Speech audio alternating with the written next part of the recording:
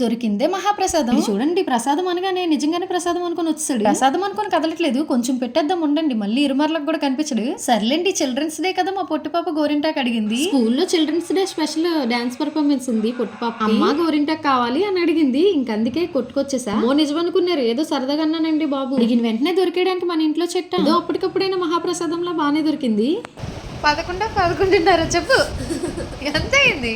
సరదాగా ముచ్చట్లు పెట్టుకుని గోరింటాకు పెట్టుకునేసరికి 12:30 అయ్యింది. సరేలే, నైట్ అంతా గోరింటాకు అలాగే ఉంచుకొని మార్నింగ్ హ్యాండ్ వాష్ చేసుకుందాము అనుకున్నాను. ఇలా గోరింటాకు పెట్టుకునేటప్పుడే కదా ఎక్కడలేని ఇరిటేషన్స్ అన్ని వచ్చేస్తాయి. 1 అవర్ ఉంచేసి వాష్ చేసేసాం, బానే పండింది. ఇంకా స్కూల్ కి వెళ్ళాలి కదా, పొట్టి పాపని రెడీ చేసేస్తున్నా. ఈ ఫ్రాక్ డయ్యూది ఫస్ట్ వేసుకుంది, మొత్తం ములిగిపోయింది. అప్పటికప్పుడు డ్రెస్ కి కిందన ఫిల్టేసి కుట్టాను. ఫుల్ గా దివ్యభారతి అల్లేసి పోనీటైల్ వేసేసా, హెయిర్ స్టైల్. డయ్యూ వేసుకున్న డ్రెస్ అయితే నాదే, నా దగ్గర కొట్టేసింది. బాయ్ చెప్పేసి వెళ్ళిపోతున్నారు అనుకున్నారా, మళ్ళీ చున్ని మర్చిపోయింది, మళ్ళీ రిటర్న్ వచ్చింది.